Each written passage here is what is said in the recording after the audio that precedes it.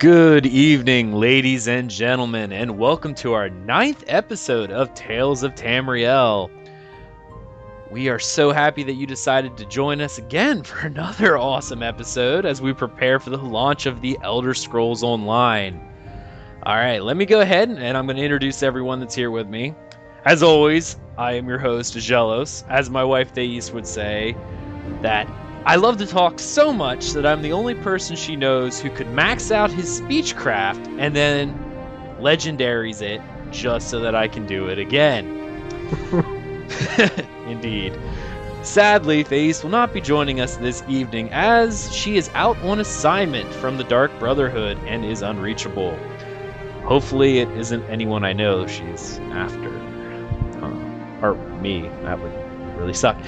Anyway, but we also have the man who maxed out his speechcraft with his sultry voice, Crabby. How are you this evening, Crabby? Oh, I am tired. Lots of early mornings. Yeah, I've been waking up really early this week as well. You know, though, it's not totally bad because at least the game will be launching at 7 a.m., which is awesome. Oh, I know. I was so terrified it would launch at midnight like other games, but oh man, so glad it's at 7. I remember other game launches, I would actually wake up, like, go to bed at, like, 6 and set my alarm for, like, 11 o'clock just so I could see it in front of my computer and tap, log in, log in.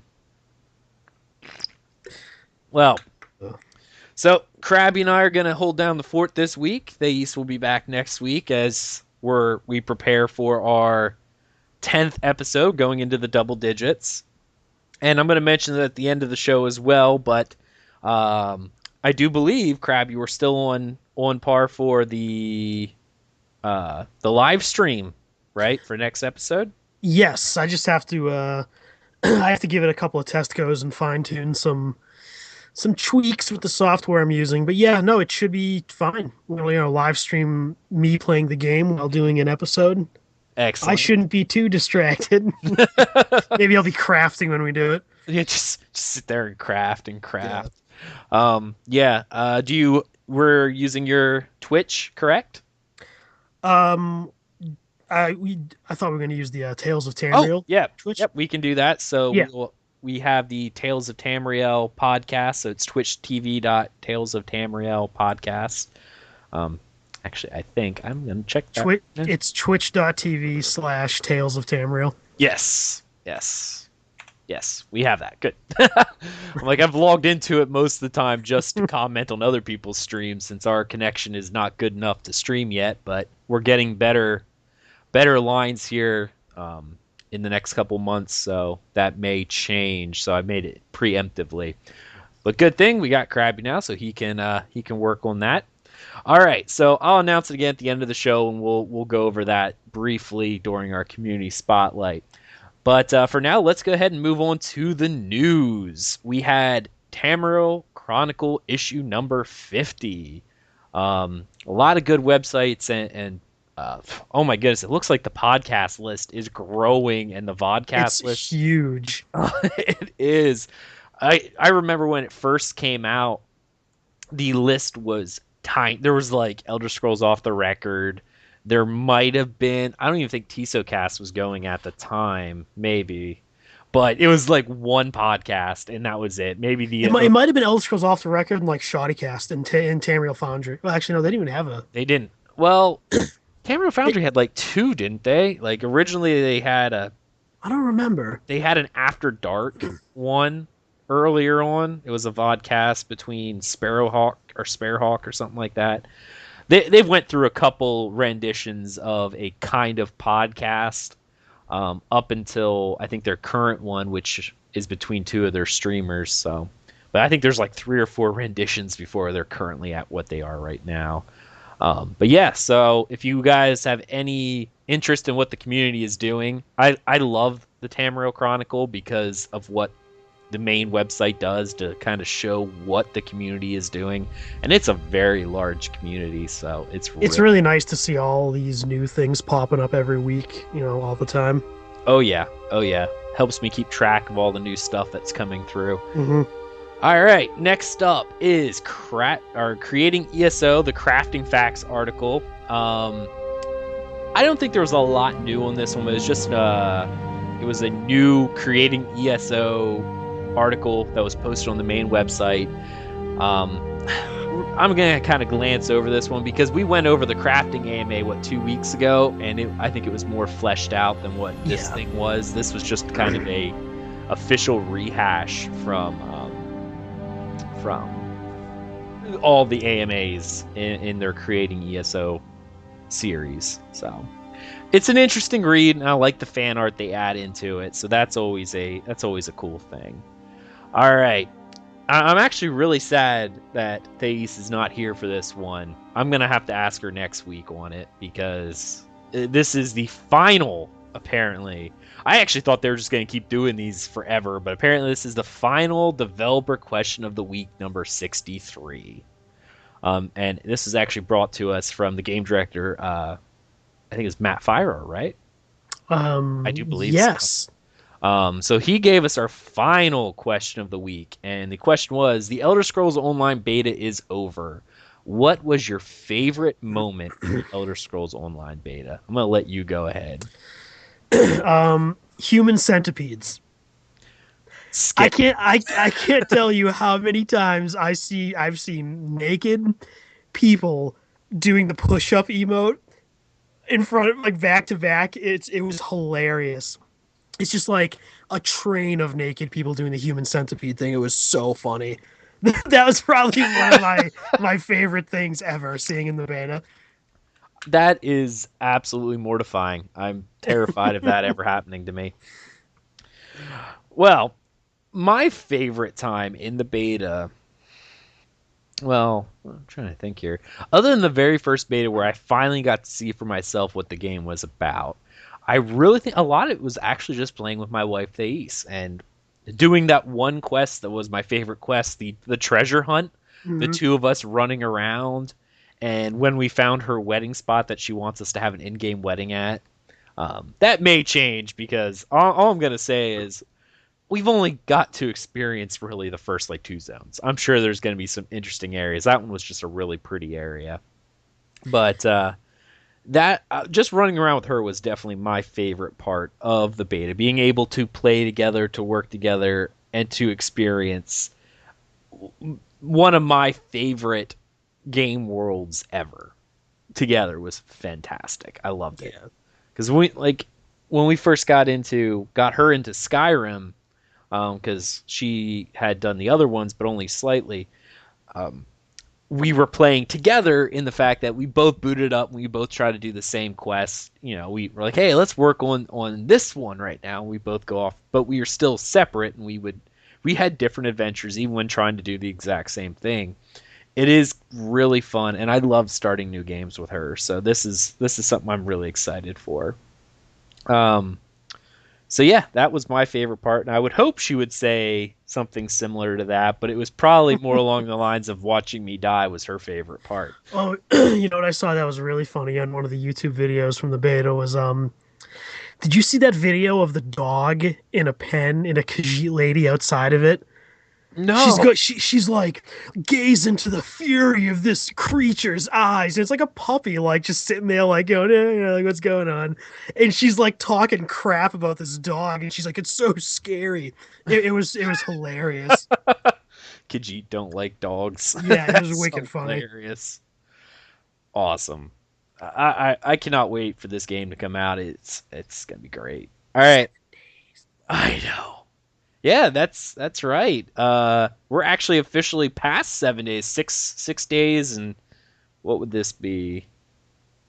Oh dear goodness, I have to do math. 16 hours away from when we started doing this. So, yeah, it's getting really close. So, all right, next up is Reddit had an ESO Ask Me Anything. And this AMA was massive. It was really big. Now, I pulled out a couple in the notes that I wanted to highlight. I don't know if you had any in particular that you remembered. Everything you have on here is what I would want to talk about. Okay. I feel like. Yeah, I was wading through that. There's no way we were going to read that on the show because it really was. It was absolutely massive. Yeah. And we would be here forever trying to go through it. But so I've picked out ones that I thought were unique and were worth mentioning. First off, the 5-day head start starts at 7 a.m. Eastern Daylight Time, Sunday, March 30th. Yeah, which is, we were talking about earlier, 7 a.m. Great, it's not Saturday at 12:01 or Sunday at 12:01.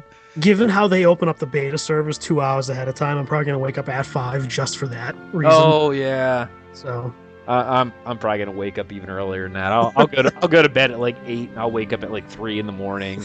Jeez. I'm an early bird. I usually wake up early, and Thais normally doesn't go to bed. She's a night owl. She's just cannot sleep. So she normally plays late. She'll probably be up at 3 in the morning, and I'll just sit there. And she'll go lay down, and I'll just sit there spamming login. The second login, you'll hear me scream across the house. All the cats will go running for the hills. It'll be great. But yeah, so 7 a.m. Eastern Daylight Time on Sunday, March 30th is the 5-day head start for anyone who pre-ordered the game. Either the physical Imperial Edition or either of the digital. Now, if you pre-ordered the Standard Edition physical copy, I think you only get 3 days for that. So, yeah. And I think that's 7 a.m. as well. It's just on Tuesday, I think. Tuesday or Wednesday. I think it's Wednesday, sorry. All right, moving on to the next one. Cash Shop will have a name change service, which I expected, and some vanity pets in the future. No plans for anything else after that. I think the vanity pets, they even said they're not sure they're going to do. But it's... So, man, you know, on one hand, I would say anybody who believes this statement is a fool to believe it, because you never know what's going to happen a year and a half, 6 months from now, what they could add to it. But on the other hand, they seem extremely adamant about making a subscription fee worth the money. Mm-hmm. So I'm glad that this was said at all. Right. You know, like, I'm happy it was said. Yeah, I'm not too worried about it, because to be honest, almost every game nowadays has a cash shop. I mean, WoW kind of got away with it. They added it in Wrath of the Lich King with only one pet, and I think like one mount, and it's expanded ever since. Now I hope they don't ever go the route like that they're going now with the boost and everything, like boosting. This game would have to be in some serious trouble for right them to do that, I feel like. Well, again, a lot of the Warcraft has a different outlook on it as well. Outlook's only real game, like, they don't put a lot of time in the leveling because they've increased the leveling so fast that half the time you finish the zone before you're done with quests now. Yeah. It's to get the rating. Some people are like, I went to the zone half a dozen times, I don't want to do it again, just get me up there. And people pay for that. I mean, great. But I think the one thing with Elder Scrolls is the leveling experience.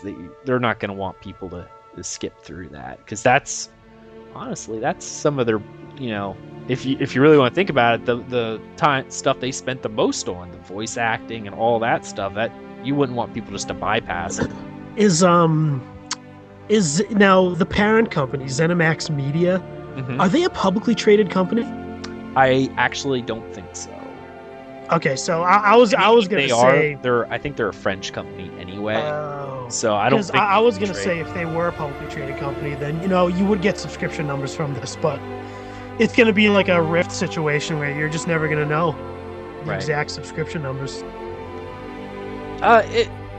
It depends. I'm not sure. I believe they're a French company if I last looked, and I think you're right. I don't think they actually trade on the U.S. Stock exchange, so I don't know if they're actually publicly traded or not. I think I remember reading it at one point, but I can't remember now to be sure. But yeah, I know that's where we got subscription numbers from WoW, was because you got the quarterly earnings calls, and they had to put down, yeah, we got this many. But I almost feel like people don't want to do that unless they beat WoW, because of the stigma of, even if they had, like, what they say, there's 5 million registered accounts for beta. I am nowhere near assuming all those people are going to get that because I know a lot of people just didn't like the game. People sign up for betas and forget they do it just because they're like, whatever. But even if 100% of those people got the game and were playing it, and oh yeah, we got 5 million subscribers, they'll be still like, yeah, well had 12 at its max. What are you so Yeah. happy about? There's always that stigma of because you're won't ever be able to beat Warcraft. Not saying that it's not a good game, but let's face it, guys. Back when Warcraft was released, I can't even think of a new MMO that had come out in a couple of years. Almost all of them were old and getting older and stagnant. There was the Ultima Online because people played these games for years, so new games didn't really come out, and it was a really niche kind of market. So when Warcraft came out, that introduced a lot of people to MMO area, and there were no other options. It was Warcraft, or you could go back at a game that's at that time 5 to 10 years old already. And no one wanted to go back that old. So there really was only one option. Only after that did it kind of spawn. But now you still have those same 12 million people are still in the market, but instead of being spread on one game, you're spread across 15 now. Mhm. So no matter, even if this game blows every other game out of the water, there's still so much market diversity now and density with the MMO genre. We're not going to see those numbers ever again. We just won't. But yeah, I don't know. I really hope with this cash shop and stuff like that, they don't really go too crazy. I don't mind Vanity Pets, but No, vanity pets and mounts, they don't really bother me. I really When kind of this hope they stop here though, because even if Vanity they Pets, if they add XP boosters, that I wouldn't be happy, but I also wouldn't be worried because when if they started going crazy with like a lot of cosmetic gear, then I would yeah. probably start to raise an eyebrow and be like, well, but honestly, I don't know. I'm not worried. Well, I kind of hope they stop with the Vanity Pets pretty soon because I just don't feel like that's Elder Scrollsy. Like, No, yeah, that's true. I mean, Warcraft has all those 9 million pets, and a lot of other games have pets and stuff. But seeing someone walk around with a robot chicken, if you will, is okay in WoW. But this game, it's dark and gritty, and it just I feel like Vanity Pets would be out of place for the majority. I don't think there should be that many, or at least keep them. I don't know. I don't know how they do it. I personally think they should. Like realistic. Like a mud crab is a realistic animal in the game. Right. But I mean, don't get me wrong, it's kind of weird to see 100 people with mud crabs following them. Yeah. But I mean, at the same time, it fits in terms of lore. Hmm. It's a mud crab. As long as I don't see like, oh, here you can have your very own miniature dark elf following you around. That would be kind Right. of weird. Right. And I think, you know what? I'm fine with them adding 900 of them, but I hope they never add a management system. I hope they're always items, because then it'll keep people from, like, the collectors will want to collect them, but you won't see a lot of them because people are like, well, I don't want this stupid squirrel because it looks just like the other squirrel I have. I'm going to keep the black squirrel because I think that one looks neat, and I don't want the gray one because I don't want to fill up my bank spots. But we'll have to wait and see. I mean, in the end, they're a company that needs to make money, and people do pay for this stuff. It's proven. I mean, I mean, I'll Warcraft buy made. them. Yeah, I know. I've I'll already, buy them. Whatever. I I don't already care. have. So, yeah. So it's just, yeah. I don't know. We'll have to see how they go with it. All right. This one was something we talked about. I think Thais and I talked about it back in episode 4. I don't even know if Crabby was, guesting with us at that point in time. Don't think I was. Yeah, playing any race, and oh, this was episode 2. We had a different guest host on then. Playing any race in any alliance is a pre-order perk, and we have no plans to offer this bonus in any other way. I don't. I'm surprised they would say this because I'm gonna stand my ground with this. I do not believe this. I'm telling you, within this year, this will be for sale on the cash shop. It will be. I know. I can't. I can't see it not being for sale because people will pay for it. Oh, I'm sure they would, but this was kind of a way for them to get their money in quick. And Yeah, and it also doesn't. Here's the thing. What we were talking about with this is I know Tamriel Foundry and Atropos, they kind of had they were angry about when they added this in because it kind of breaks their whole faction pride and lore anyway. well, Because it doesn't break lore. well, not lore, but the faction pride and well, it kind of not it doesn't not that it breaks lore, but the whole idea is the three conflicts of the different sides going against each other, and if people can join anyone they want, it just doesn't add a lot to that alliance identity, if you will. Because if you, I'm not even talking about Warcraft and the Horde and the Alliance. I'm gonna go back to Dark Age of Camelot. For those of us who played that, there was an alliance pride and an alliance affinity when you chose one of those sides. That was your side, and there was no, oh, I play an elf that is now in Midgard, no, or I play a troll that is now in Albion. No, that didn't happen. The races were unique for those areas, and that was it. See, the reason why to me this isn't so bad, excuse me, is because with the exception of Argonians and Khajiit, the races are so humanoid. When you put a full set of gear on, you're not going to know what you're looking at. Right, and but it's still a matter of. I guess it would be a little jarring to me, lore-wise, to see a Nord in the Aldmari Dominion. Because well, not everybody. I mean, what? I mean, in Skyrim, how many Imperials and Bretons are in that game that were born in Skyrim? right, but there's a long-standing lore history that the Nords generally hate the elves, especially with Sarthal and then the Night of Tears. Nords are often very distrustful of elves, period. Of all elves, even dark elves. But even so, it just feels like these different areas. It's weird, if you will, the way they set it up. So I think it's also going to be kind of neat for those of us who bought it now. In 5 years from now, when they have new players coming in and we can still be unique going, yeah. Oh, well, I'm telling you right now, within 2 years of this game being out, you're not going to be playing with 50% of the people who pre-order the game. Because it's going to be like every other MMO. Most of the sales are going to come up front, obviously. And then within the first 2-3 months, it's going to drop drastically. And people are going to freak out, but there's no reason to freak out because that just happens.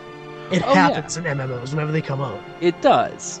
But that's still, then that one person who's been playing since the start becomes even more rare, and to see like that orc in Aldmari or in Ebonheart is just that much weirder.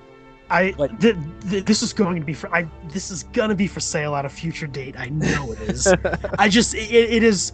I get an EA vibe from this. Ooh, don't say that. Thing. That's dirty. No, not EA vibe, but like it seems ripe for the picking. To sell it. Dare you, good sir? I should slap you for saying anything about EA on this podcast. No, not EA, but I mean, the pre-order perk to any race, any faction seems like a perfect thing to sell. It does. I could see that. It all depends on whether or not they're gonna, like they said, this was a pre-order perk, and they have no plans to offer it in any other way. Now, again, no plans doesn't mean it won't change sometime down the road, but yeah. For anyone listening, I wouldn't go into this going, well, maybe it'll be on the shop sometime, because as of now, they even said, like, we're not planning this at all. Oh, yeah. If you're on the fence about pre-ordering it, and this is something you care about, pre-order the game. Oh, yeah. Because, like I said, they have no plans. Look at other things. Like, they came out and specifically said, no plans. Almost every other thing that's been mentioned, don't they have the political answer to everything? Oh, is there going to be housing in the game? Well, there won't be any at launch, but it's something worth thinking about. They always leave it open to interpretation. That's just PR talk, though. Everything. Yeah, PR talk. But this one, you would think that they would say, well, we don't have anything planned yet, but maybe in the future. This one, you know, everything they say goes through a marketing department, and they let this one through, where they said they have no plans. So I really don't think it's on the radar. Period. So we'll have to agree to disagree on this one. All right. Next up, the next update puts a quest giver right outside the front door of the house/boat you appear on after leaving Cold Harbor. The quest giver will explicitly show you how to get to the island should you want to go there. They're talking about the starter islands here. I think some of the people were saying that it was too hard to find them, because I know, what was that? I was playing Ebonheart, and they were actually by the beach, but they were kind of outside on the outskirts of the city. It was kind of hard to find them. It really was. If I wasn't just running around looking at everything, I probably would have missed it. Yeah, I mean, I could have missed it too. I was playing. I went through Cold Harbor on Daggerfall, and I could have missed it. I mean, I think the quest is fairly close to where I popped out, but it's still missable because there's like 100 other quests in the area. So. Right, and yeah, depends how they're gonna do this, because I feel like the zones are needed, but I haven't really seen it with the increased experience that much, because I feel like you quickly outlevel the area around like the main city you're in, but the areas on the outskirts, it kind of goes like level 3, level 3, level 8. You know, I don't know. Maybe it gradually goes. I don't know. I've noticed it more going from like everything around the city was lowered down to level 3 to make it so you could venture off from there. But you venture too far, you hit not a wall, but a sharp incline in the level experience. Like, they didn't retrofit the entire zone, they did the area around, and they're kind of hoping that you level up a little bit within there before venturing too far out. I'm still going back and doing the zones. I love them, and I like them. Oh yeah, me too. Definitely. All right. Development post-launch will be on Craglorn, our first adventure zone. More info on that very soon. Craglorn is not in at launch. It is a post-launch thing that this is going to be the first major update they do. For the sake of public appearance and just making people happy, this adventure zone better be out damn fast. It better be out before the first month is up, or else people are gonna, because I think people are gonna max out super fast and be like, well, what the hell, nothing to do, blah blah blah. But they have to do this. Like, it depends on how they're gonna do this. Like, do you need a certain veteran rank, and how fast it takes to do veteran ranks as well? I think that this needs to be at least have a release date by the end of the first month. And they need I had heard a rumor that they were already internally testing it. Okay. For stuff like that. I don't know if it's true, don't know if it's whatever. Just a rumor I heard. So I have hope that hopefully we'll see it. What they need to do is sooner. After launch, is even without this, they need to do trailers, they need to do creating ESO articles, kind of giving players an experience of what it's gonna be like. 2 weeks ago, they said they were going to talk about their first adventure zone. They haven't yet. Yeah, they haven't. So this week, I'm expecting them to hopefully talk about it, maybe give a release date for it. Even this week. They did say they were going to talk about it in March, and they only have 1 week to go. Well, like I said, even if they talk about it Head Start week, they at least need to tell us what it's about. Like, the later adventure zones, they won't need to, but right now we don't know what we're going to do. I mean, we literally know it's endgame with a ton of open world dungeons, and I've heard from press people to say that there's instance raids in there. Don't know if that's 100% true, but we don't know anything else. Like, we don't know anything official about what it is, really. So end game repeatable content. Yeah, that's it. We need way more information than that, and it needs to come out fast. I do. I expect that at least during the Head Start that they have videos, like they need to release ZeniMax needs to release either a trailer, kind of giving us a story of the zone. I want a pumped up action fighting trailer that makes me go, oh man, I want to fight Yeah, him me right too. now. Like that's what I want. I would hate if they just released it and go, here you go, because one of the things that I liked most about raids and WoW and in Rift and stuff like that was they always released a trailer with it. Some of the Rift trailers for their raids were some of the best. Oh yeah, I loved their trailers for their raids. but they The got you hyped Hammernell, up. Oh, the Hammernell trailer was my favorite. Mm-hmm. Ugh. But it got you hyped up to do the raid Yeah, because they showed you around inside the raid zone. They showed you not. They didn't like walk through, but you got to see boss fights mid action, so you could see the action going on, what was hmm going on. I really think they need to do something similar to that, and really tell us what's going on with this thing. At least, like you said, this week they have to give us something. I would be very, very upset if they did not talk about Adventure Zones this week. Yeah, A blog post on the website, anything. because we were talking about this earlier, how much we like the game in the pre-show, but how we're still not sure if the game will hold us long term. Because being mostly PvE players, Thais and I are definitely PvE players before PvP. And Crabby, you said the same thing. So, I mean, what I was basically saying was, now, if you want to compare the launch, anyone who's listening to this that's played Star Wars: The Old Republic and who has played the launch of that game launched with one or two, I think two or three battlegrounds, war zones, and the one raid, and that one raid was extremely buggy. And Did it release with it? I thought it came yes, afterward. Eternity Vaults came out with the game. It was extremely buggy. It might even be still buggy today. That place was a mess. But the problem with that was once you did that raid, that was it. There was nothing else to do on non-raid nights. And the thing with ESO, what I see is, I see you got the crafting that takes a very long time to do, Mhm. which most MMOs do not have. You've got the large scale PvP, which admittedly Guild Wars 2 has, but they do not have the PvE that this game will supposedly have. Right. So you got the large scale PvP, the crafting. Don't forget, adventure zones, from I think an MMORPG video said, is it will increase your veteran rank past level 10. Hmm. You have to do 50 plus and 50 plus plus to get from veteran rank 1 to 8, I think, Hmm. or something like that. It's So I either mean, that or grind the yeah, the and art. if you're the type of person to want to read the quests and listen to everything, it'll take you a good, I think they said 300-400 hours to do 50 plus plus Hmm. and everything else. So I mean, sure, people are gonna blast up to 50 and be like, "Whoa, there's nothing to do," but hopefully it'll be a little bit longer than they need for the raid Right. to come out or the adventure zone to come out. Right. Well, that's where we were talking about earlier is the veteran ranks.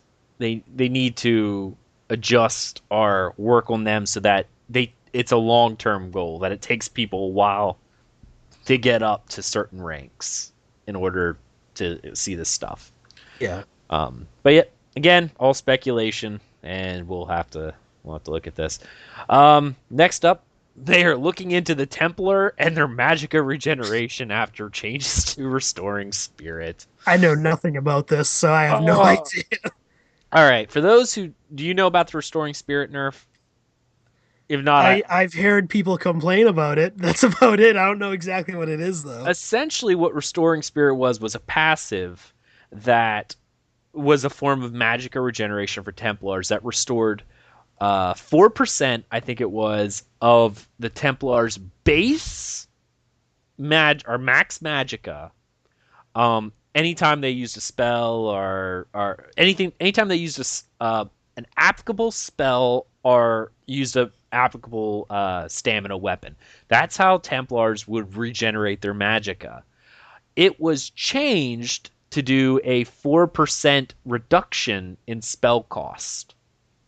That was a huge nerf. I think some of the number crunching was like 90% efficiency was removed from this.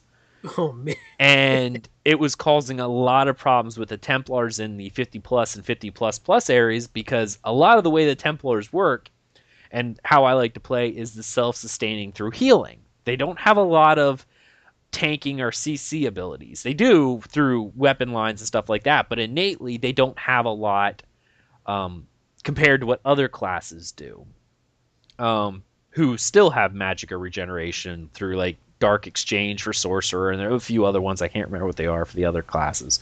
But these guys were essentially one of the most magicka dependent, because the only way they could really fight was through taking damage and healing it. And a 90% reduction in the way their magicka regeneration worked was a big hit. Like it, I hear a lot of Asari. This was one of Asari's things that he went off on, was because he was going to be a Templar originally, I believe, until this hit, and he was like, I can't even solo quest anymore in 50 plus, and as it currently is. And I have heard the rest of the community say that it is a rough change. It was really hard. So, but they are going to look at that, and as most MMOs are, for those who played them, should know that there are going to be ups and downs. As like what was Warcraft's favorite thing? If you're a flavor of the month player, you only played the class that was the it class, the one that did the most damage, the most healing, was the best tank. That was it, and then you would switch. So I tend to stick with the same class throughout the lifetime of the game, unless they release a new class I like more. But I can't imagine them ever releasing any new classes for this game. Maybe new weapons. New weapons, but again, everyone will be able to do those, so I have no problem with that. Yeah. You know, I know there are a lot of people are asking, like, when are we going to get a spear line? Because we have spears. You know. I want a necromancer staff. Necromancer. That's what I want. Ooh. Well, it's outlawed in all the Empire, so good sir. What Empire? What? Well, what's left of it. All right, well, we're not going to get into a political or Tamrielic political discussion at this point over the rights to doing necromancy. We're going to move on. API in the beta exposed certain functions that made macro programs much easier to abuse, and there were functions that were exposed that let the API display information not readily available to normal game client, thus making some players feel that they were forced to use add-ons to remain competitive. While we are aware this hurt some add-ons, we felt these decisions were necessary to change them.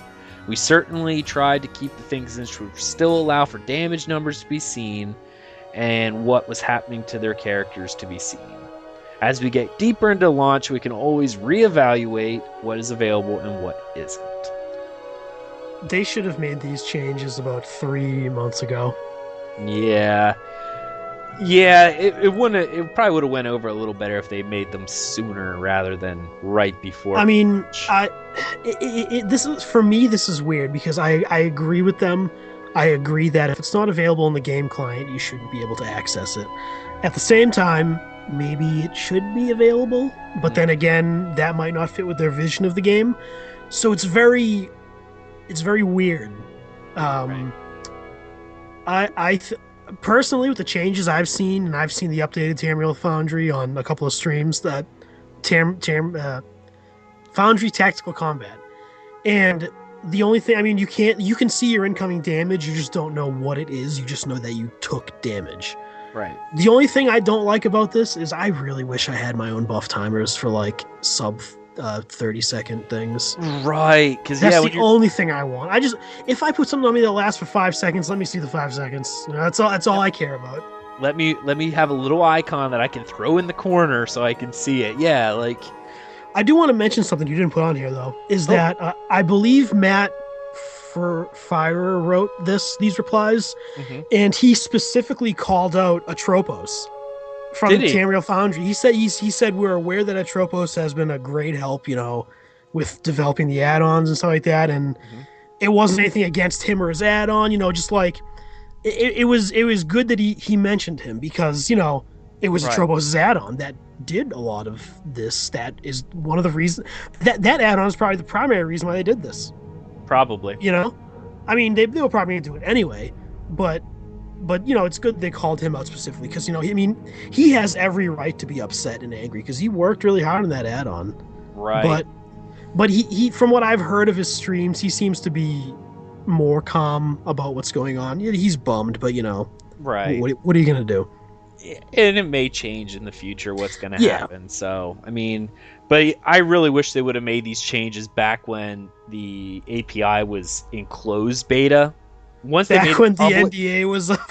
No, because the NDA went down, but there was still a closed beta test for the API testers. The API was behind an NDA longer than the game was.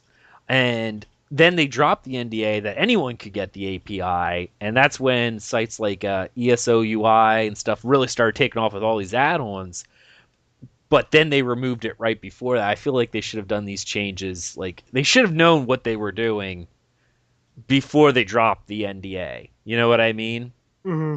Then I don't think there would be the mass, oh no, as there was with this whole thing if it was done during the closed beta of the API rather than releasing it, allowing people to do add-ons, and then cutting it back.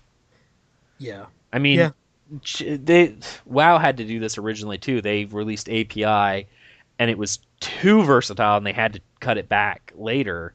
But I feel minor changes down the road aren't as bad as the cutting that they did now. People, no one likes to have things taken away. But if they don't know they didn't have it to begin with, then they're happy, Well, see, the weirdest thing about this is the information they took away is available in every other MMO out there. Right. That's why it's so weird for these people who need, I'm not going to say need, who really want these add-ons and want to have all the information at hand. But their vision for ESO is much more of a visual sense. They want you to be able to see when there's a debuff on you or a buff on you. My problem with that is if that's what they want, they need to make them more obvious. Right. If I've got a fire debuff on me for like 4 seconds, I want to be exploding. Right. I want fire to be shooting out of my butthole. That's what I want to see. Because you need to know. I mean, right. Guild Wars 2 did a good job with this. They actually made the character models do things when they had debuffs. Like when you were snared, your character was actually limping and dragging their leg. Yeah. And that was a nice visual to show you, oh, I'm snared. Or you're on fire, you're literally covered in fire. If you're chilled, you're like shivering and walking real slow. There were visual cues that say, hey, there's something funky going on. But I don't think ESO does it well enough yet. I think they need to tweak it. Oh, yeah, definitely. I'm fine with doing a visual cue. I mean, I raid in Final Fantasy XIV without any add-ons. None at all. Yeah. And I'm fine with that. I mean, is this change going to make me not want to play the game? No, hell no. I don't care. I mean, like, I've hardcore raided in Warcraft and in Star Wars The Old Republic. But it's like, I don't need to know what... If I'm getting hit by something in a boss fight, then that's something I should look up and go, well, what's going on? Mm-hmm. I don't need the exact specifics of it. If my health's going down, I'm doing something wrong. Yeah. Yep. Exactly. All right. Well, I'm going to move on from that firestorm without digging too much into it, because it really is, no matter which way you go. Last week or 2 weeks ago, it was the single player Elder Scrolls fans who were in a tizzy, and now it's the MMOs. I feel bad for ESO because they pretty much made one side happy and pissed off the other. All right, moving on to the next part. Guild stores will be our in-game market. No plans for a global auction house. Thank you, ZeniMax. I hate global auction houses when there's not unique servers, because Guild Wars 2 did this. And the economy is crap. I agree that global auction houses for every server, or in this case, one mega server, is bad. At the same time, I'm really curious to see how I'm curious to see how guild stores work. I don't. It's going to be hard to get competitive prices. Oh, it will, because you're not going to know. Well, you're gonna see, oh man, Black Soul Gem is 500 gold over here, but over here it's 5,000 gold. What's going on? Like There's it's gonna gonna be weird. Yeah, but there's gonna be a lot of ways to make money off that because Yeah. um there isn't a simple search. There's only so many keeps, so there can only be so many stores. But how many people are going to want to hop to each store to find out the Well, see, different that prices? leads me to my other question. How fast do keeps actually turn over? Do the vendors vanish and pop up instantly? What happens to everything they're selling? Those are things I'm curious about. I would imagine that what you will be able to do, there will be a guild interface. This is how, and I don't know because I don't have any experience with it, but this is how I imagine what will happen. Is there will be a guild interface in your guild menu that will allow you to put stuff up just like you do in other auction house games. But it's only on the market when your guild owns a keep. You know what I mean? So like I can throw stuff up there, but if we don't know anything, it just sits there. No one can. So your guild has to be very good at PvP if you want to sell anything. Yep. This is gonna be interesting. It's gonna be interesting. Because I'm a pretty big, like, I don't play the auction house in terms of buying low and selling high. I play the auction house in terms of, oh, hey, I have 100,000 gold. Let me just waste all of it. Right. And you know, I want to do that. Yeah, but see, then we'll make money off you because we'll just... Well, exactly. Whoever holds... How am I going to know? Yeah, because you'll be too lazy to jump to the other keeps, so... Exactly. You just put your stuff up here that's at 10 times the price of other places. Just hope that Crabby wanders by and is too lazy to go to any other keep and just buys it. What would be really cool is what I would love to see in the future is, now, let's say a year from now, they're like, oh man, we're going to do our official Hearthfire-like expansion, you know, the housing. Mm-hmm. Let's say if they have guild houses, even if the guild houses are instanced, it would be cool if you could have a guild vendor at your guild house, and you could say, oh, I want to go to X guild's house and check out their vendor. Yeah. I wonder if that would be something they would consider. A way to have more... That's how Dark Age of Camelot did it. Yeah, I didn't even know. A way to have more available vendors for guilds that aren't lucky with getting keeps. Right. All right, moving on to the next one. Well, you know what I also think this will do? This will cause a lot more of people broadcasting in cities selling this. Yeah. There will be a lot of people who are just like, listen, I'm selling, trade me. You know. But, I mean, people do that in auction house ones, too. But I think the crafter out there will be sitting on the corner selling his wares in city, which is kind of neat. All right. 10% house cut when using guild stores to sell as a gold sync we designed. So you put it up for 100 gold, someone buys it, you're only getting 90 back. That is just bizarre. Because shouldn't the house cut be the guild? Well, I think that's don't get me wrong. I understand having a gold sync. It makes 100% perfect sense to me. But it just still seems kind of weird that it just, you know, there's no logical place for it to go. Right, because you wouldn't want it to go to the guild. Because can you imagine those guilds? The one or two guilds would be making all the money. You know, like they would just have so much they wouldn't. Yeah, that's true. You couldn't have it do that only because then. Oh, and not only that, but then you could use. There would be no cooperation, because if someone's getting attacked, I could see the competing guild sitting back and watching the other two factions destroy the keep, because they're like, well, once they lose it, we'll retake it, and then we'll have a guild store.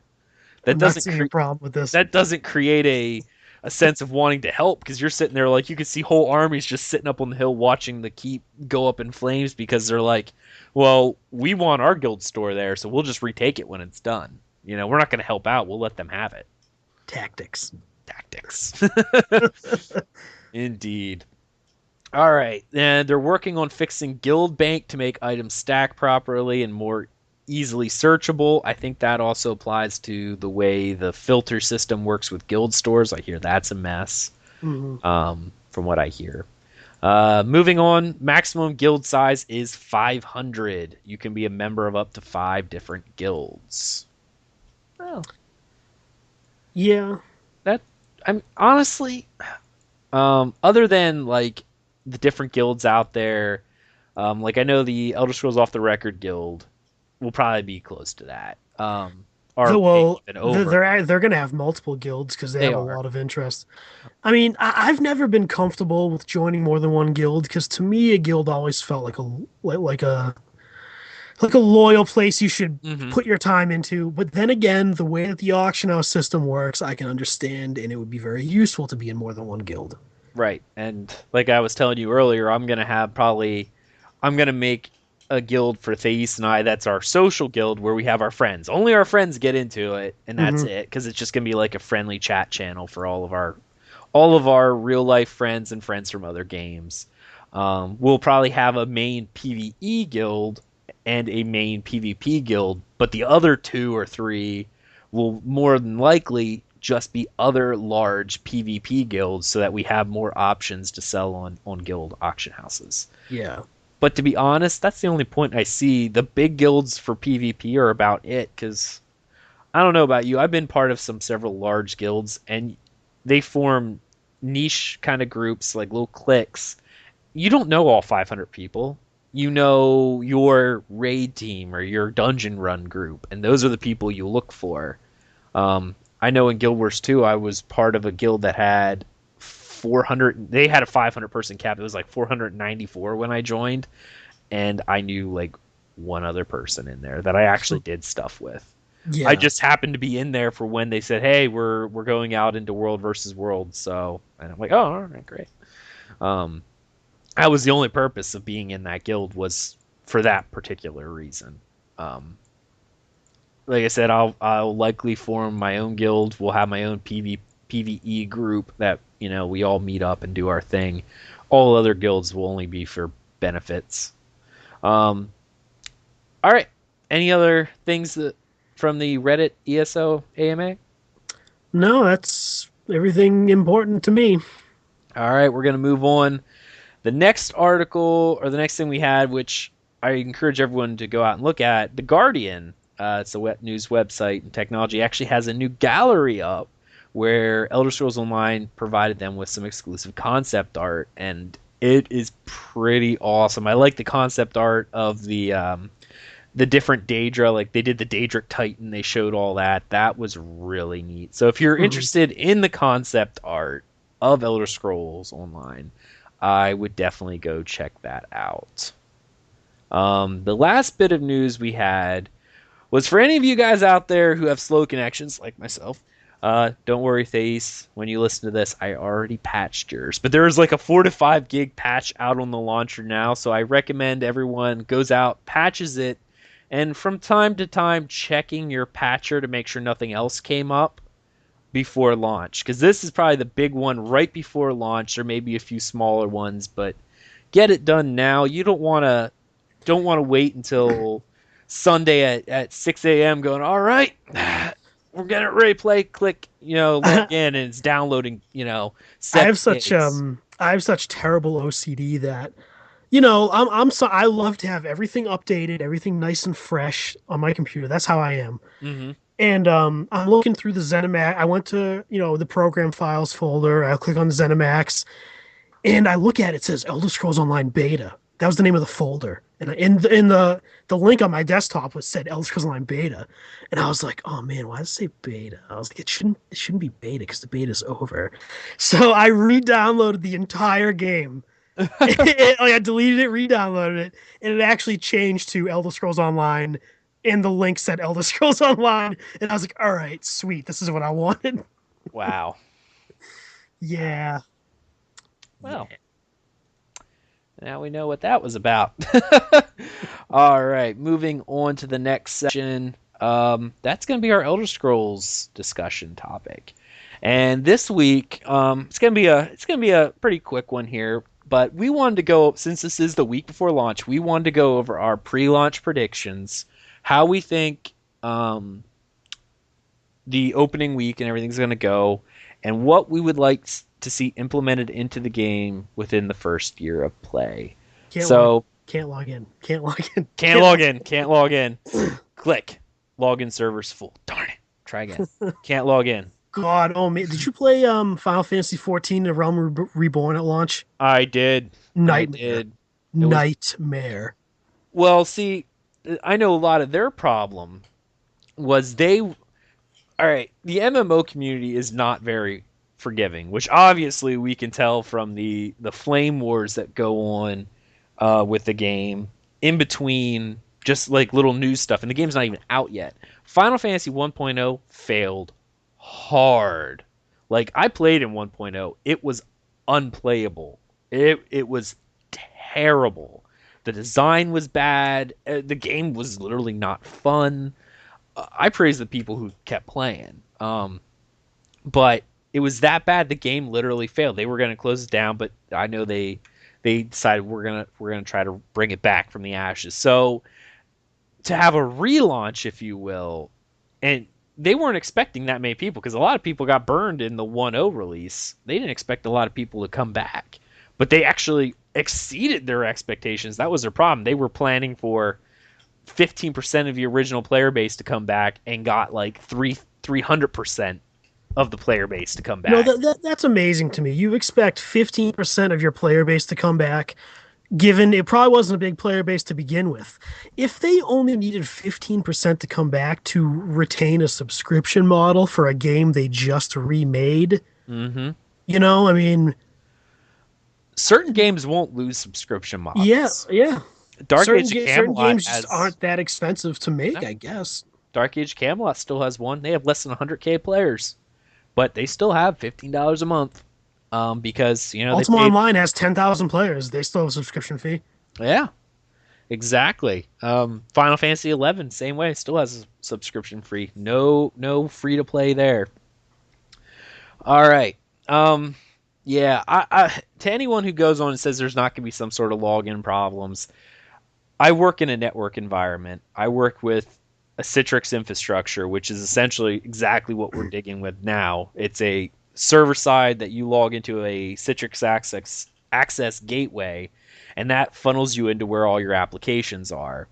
And I'll tell you what, during heavy hit periods, if your gateway cannot handle the amount of traffic, you're not going to get in.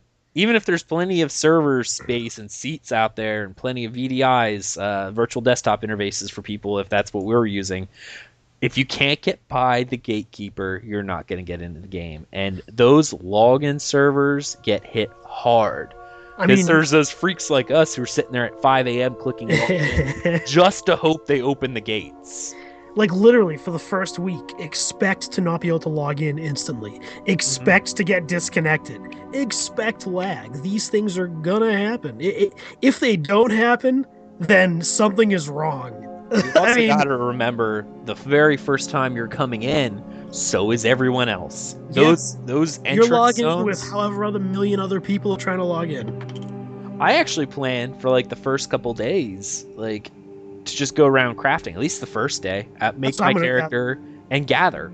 Yep. Because I don't want to deal with the quest. Like, I want to be able to do the quests the way they're supposed to be done. I don't want to be running around with 50 other people and, like, the guy's dead. You just have to go up and talk to the guy because that's what happened. Well, you know, you say that, yet you forgot to add something in the Reddit AMA thing we probably should have talked about, too. Oh. Was they actually found 3 underlying bugs causing the questing issues that they had fixed. Nice. And they're still working on other fixes as well. Nice. So hopefully. Well, I'm not even worried about them being bugged. I'm just. Well, yeah. For anybody else who played last beta weekend, they were like, "Oh, everything's bugged, blah blah." Right. Apparently, they fixed most of it. So. Right. Good. Well, I'm glad about that.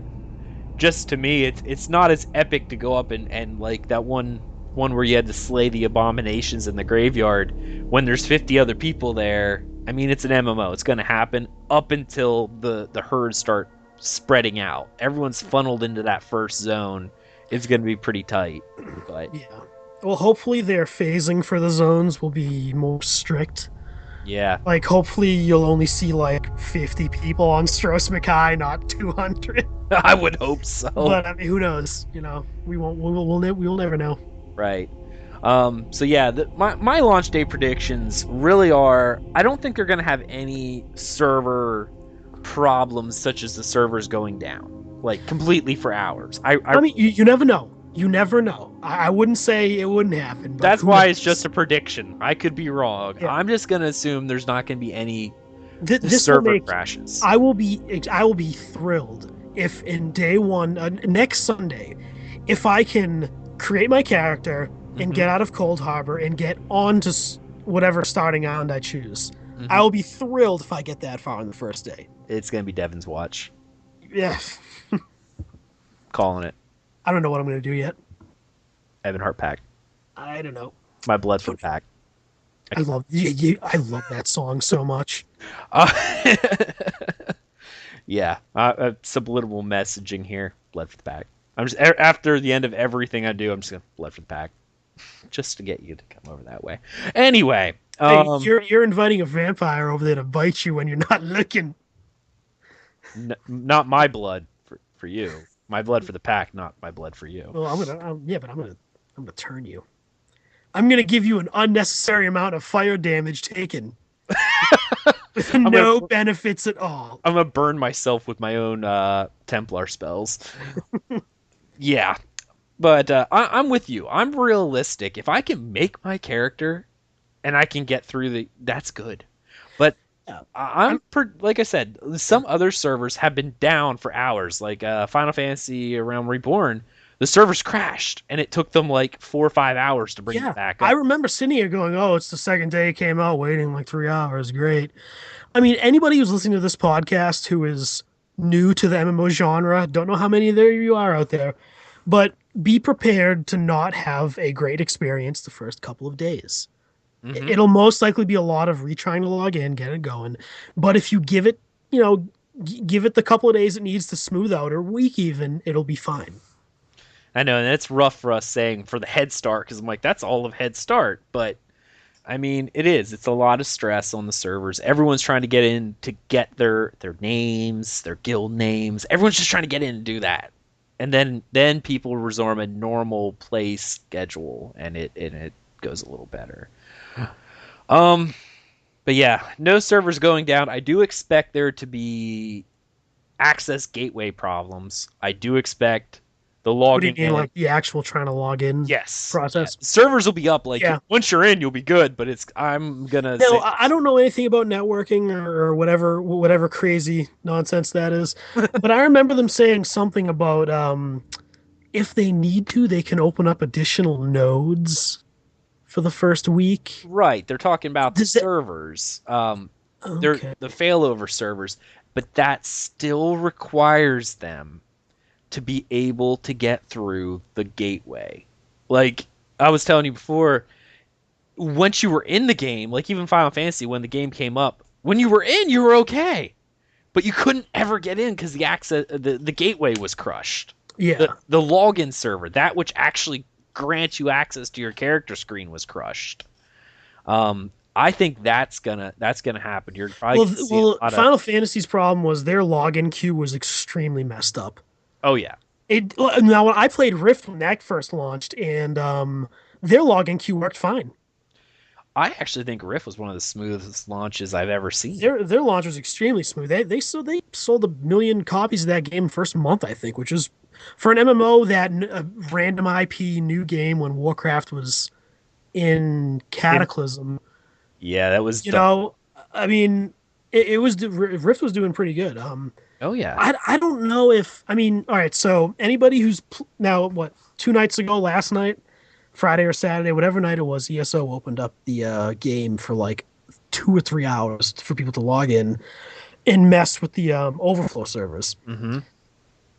Their queue seems to make sense to me. You log into the game. Now, this is for anybody who didn't get to experience this. What happened was, like me, you log into the game and a window pops up. It says, welcome to Elder Scrolls Online, blah blah blah. There's currently a queue that'll take you 12 minutes and 30 seconds to wait to get into the mega server. Would you like to instead play on the overflow server? The limits of the overflow server are limited social functions, limited guild functions, but you can still play the game. Right. So I think that their queue, their login issues, I don't know if they'll be that big of a problem. They might be, but who knows? Again. Well, yeah, if I can get in and make my character, I'm happy. That's the main thing. That Yeah, I want to make my perfect dark elf. hmm You know what's funny? I my pre-ordered the blood be Imperial. back.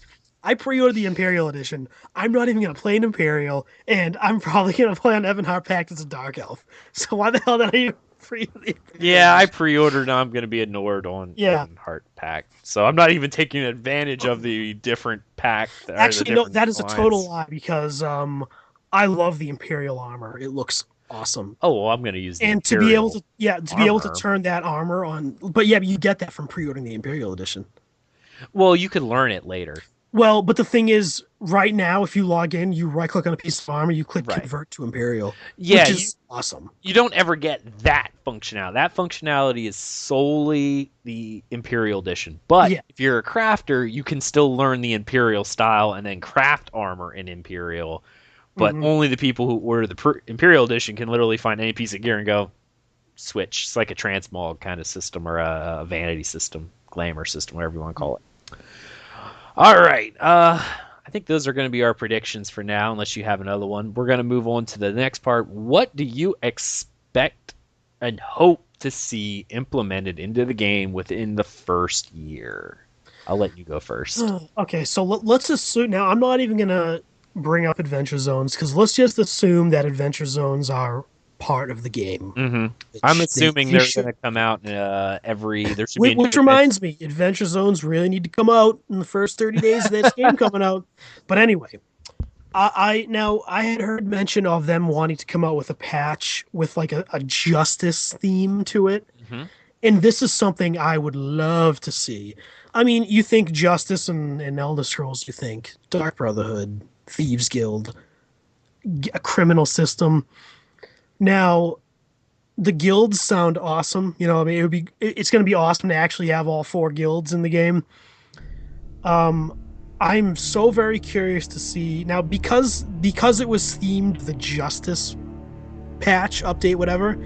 I'm very curious to see if they're going to implement a proper stealing, thieving system and consequences. Right. Because the last MMO I played with thieving consequences was Ultima Online, and if you stole something from somebody, you were flagged as gray, which means anybody could kill you without any consequences.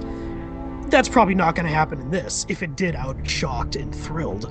But I'm very curious to see what their take on a real consequence criminal system would be. Right. I think they could for a theme park MMO. I'm really curious because I mean, I watched an Arcade video, the game coming out in a few whenever the hell, and that's a sandbox game, and their criminal system is you literally go in jail for an undetermined amount. You go in jail, and you actually have a trial, and you have a jury of people who are playing the game. It's crazy. I don't know if they're going to go that far with ESO, but I'm very curious to see how they would even. Talk about trolling. Maybe a guard will grab you and say, "Oh, we're going to take you to jail," and you'll pop outside of a jail, and your stolen items will be gone. I would expect that, but who knows? I'm really curious. I would hope that they like, as much as MMO players hate to lose stuff, I would like to see a gold fee like that. You would have to spend. Here's an interesting thing. Kind of like a repair fee, having a fine where you were literally unable to steal things until you paid your fine. That's too forgiving. Yeah, well, sure, they not just don't too have to steal forgiving, anymore. but it seems too boring. Like Well, in Elder Scrolls, you got a bounty on you, which was a fine, and the guards attacked you until you were like, "All right, what do you want to do?" right. You know, like that. I mean, that's why I'm curious to see how far they're going to go towards the Elder Scrolls model with a criminal system. I would love the fine. Either you have to pay the fine or you go to prison. And when you go to prison, make us lose a level in our skills we learned. It won't de-level your main level, but if you're like 40 47 two-handed weapon, it goes down to 46. I would say go to prison, and you have this is all right. So I would say, all right, let's say you stole a sweet roll, and you gotta serve, you know, a day in jail. They should give you the option. They should give you one of two options. they either give you one lockpick, we can try to break through the master level lock of the cell to get out, or you can sleep off your term and you lose a little bit of uh, money. I don't know. I'm trying to think of a way it would make sense for MMO players to go with it. Right. You Just couldn't don't do a know. sleep off. You couldn't do a day because you wouldn't want to remove a person's ability to play their character for a That's day. the thing. Yeah. Because that, I'm sorry, that would piss me off, and that would Even never if make I me. was in jail for 20 minutes, I would be pissed. Oh yeah, I'd be like, well, I just want to play the game. Like, I mean, so I'm curious how they're gonna go about it. and I find it hard for them. How would they make to pay even a fee? Because most people wouldn't want to do that. Like we already have to pay armor repairs, which I love that they. I hate when people don't have that.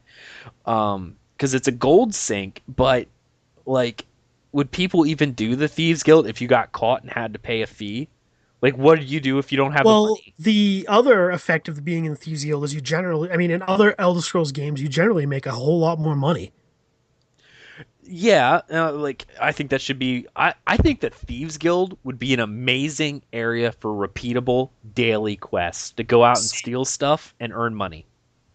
Now, on the subject of the Thieves Guild and the Justice themed patch, I'm wondering if they should add more world skill trees into the game because they got they got the soul skill line, vampire, werewolf, Oh, emperor.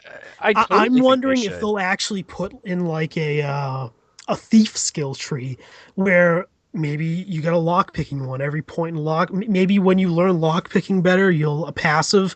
It'll increase the time it takes to open a lock. Sure. Or Oh, you mean like a thief skill that you can put on your yeah, bar that no, no, is. no, no, no, no, a passive. Oh, Like passives to make being a thief easier. See, I want well, to see more world skills in the game. Things that aren't linked to a combat thing. That's what right. I want to see. Well, I could. They already have guild lines for the fighters and for the mages. Yeah, well, when I say a thief skill line in the world skills, I mean like literally like not thieves guild, but being a sneaky Mm, thief. Like. right. But I mean, I don't know. I would love more world skill lines. I think as a thief or the thieves guild, they should have a passive that you can put points in.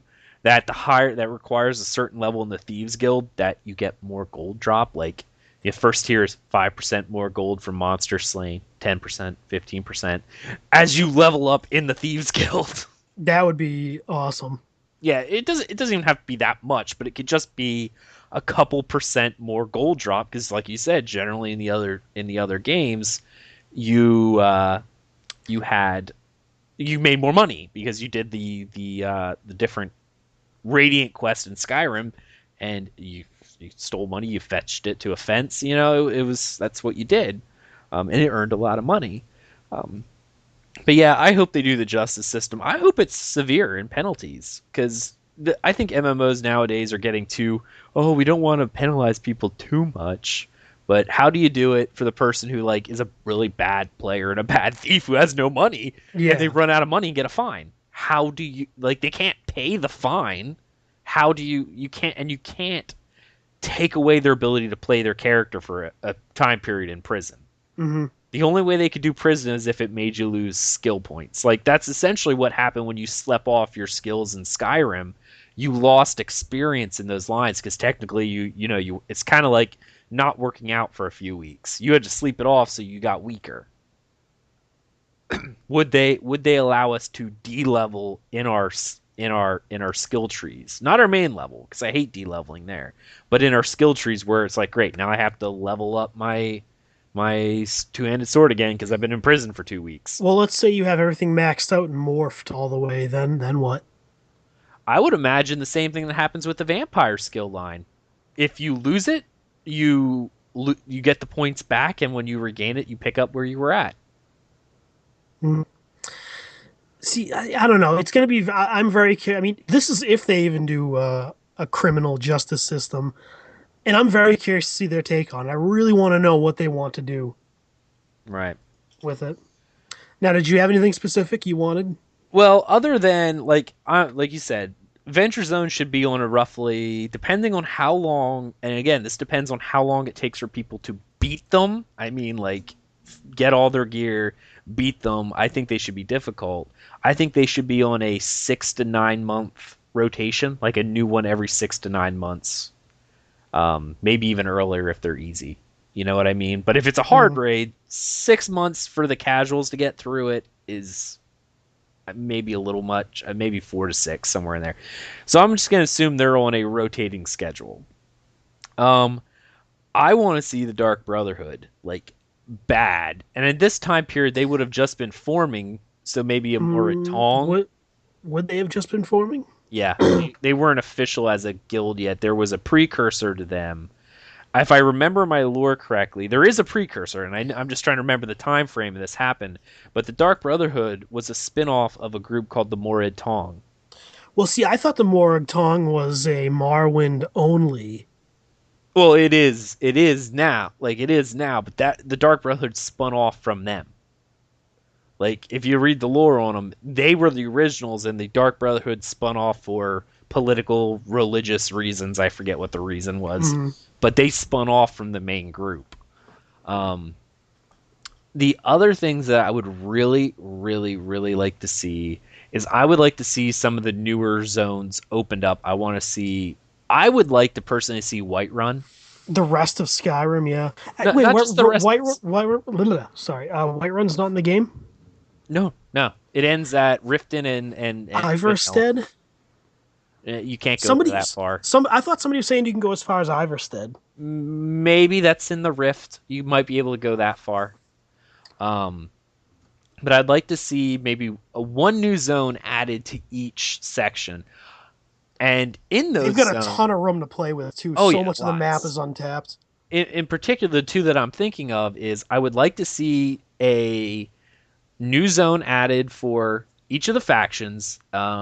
Maybe part of the main High Elf Island of Somerset Isles, because you can only get on that one island, not the bigger one. That I would like to see. What is the other? I can't remember in Daggerfall. Whatever, they'll have to expand. Stros Mackay. Yeah, more in that. No, the area right next to Skyrim for the Reach, where the Reachmen originally were from.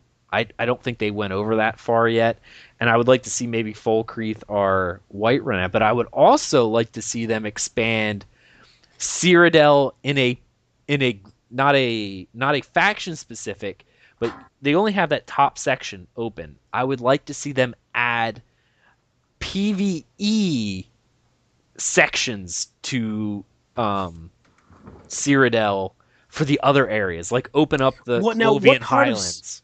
Now, is Skingrad in Cyrodiil right now? No, I don't think so. It would be interesting if they opened up more parts of Cyrodiil as PvP areas.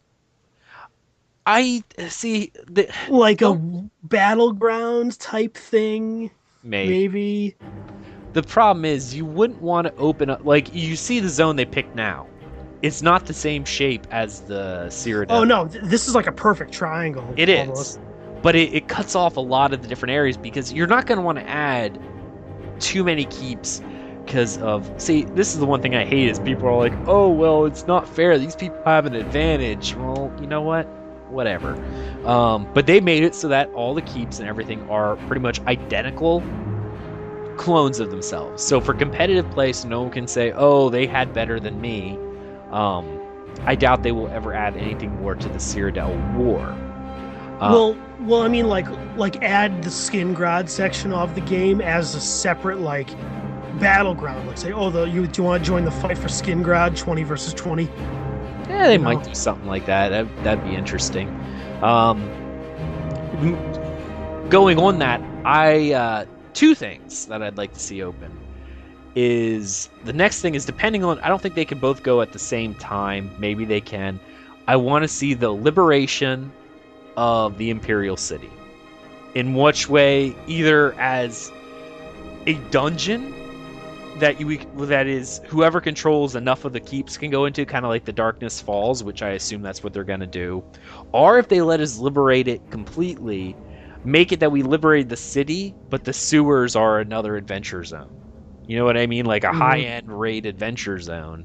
But I have a feeling what they'll probably end up doing is the Imperial City will be like a Darkness Falls. Whoever controls enough keeps can then raid in the Imperial City. We'll be able to go into the Imperial City, fight the hordes of undead and Daedra that infest it, go into the sewers, the prisons.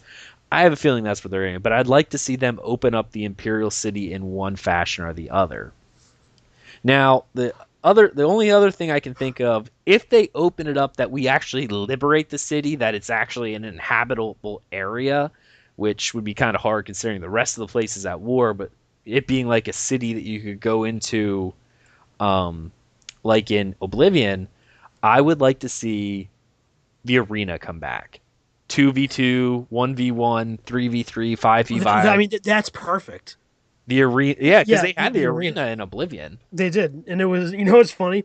The arena in Oblivion was always the very first thing I did when I got out of the dungeon. It's great for leveling you up. I don't think I've ever played in the arena. I could never figure out how to get into it. Really? Nope. I always went straight for it. Right, but that one way or the other, I think that would be a neat way to get the arena players, if you will, those people who don't like the massive PvP. And it fits into the lore of Elder Scrolls. Oh, perfectly. It's perfect. I mean, right. It's literally sitting there going, use this. But it would depend what their plans are for the Imperial City. If they don't ever want us to fully liberate it and still have the Tharn family controlling it, then they run into how do we make this so that the game, or that it's available to everyone while everywhere around it is in war. You know what I mean? It would be kind of weird. Yeah, to walk into the Imperial City proper and there's merchants going, "How are you doing?" And then you look out over the wall and you see fires and trebuchets going. I don't see the peaceful city when everything is under siege. I have a feeling it'll become a type of dungeon. But that's what I'm expecting. And what I would like to see implemented during the first year. Okay, anything else for that? Nope. All right, we're going to move on to my favorite section, the Tales of Tamriel. And this week, it is just me going on, so I'm going to tell you a little bit about what I've been doing in the Elder Scrolls before the Elder Scrolls Online launches. First thing I did was I actually tried to start up Morrowind.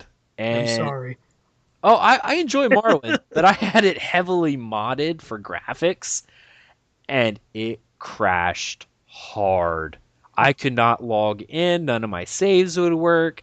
I would try to create a new character, and I'd get the opening cinematic, but when I woke up in the boat next to Jub, I think his name was Jub, Jaub, that dark elf guy, he's like, "Wake up, you know, you've been sleeping so long." But my eyes never opened. It was always a black screen. Yeah.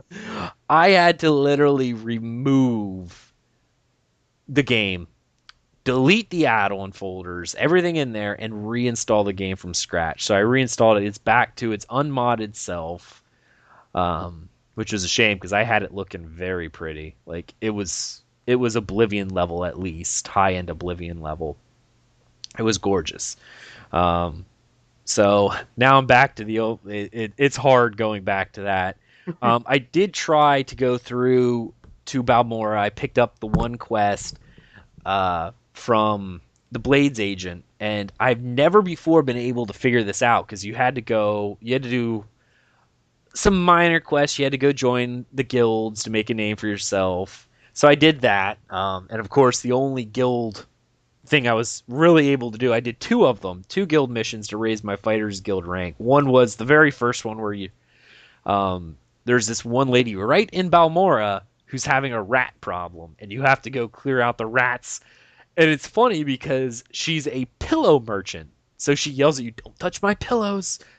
But yeah, you go into this upstairs room where the rats are supposed to be. You kill like 5 rats, and it's just a room full of pillows. Like, that's it. There's just pillows everywhere. That's You really open weird. crates, and there's pillows in them. There's pillows on the floor. But so I go kill those, and then the next one they wanted me to go clear out 2 poachers from a um oh, why am I drawing a blank as to what they're called?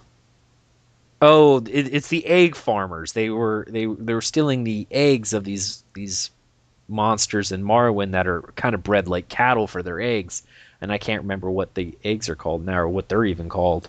It's driving me nuts.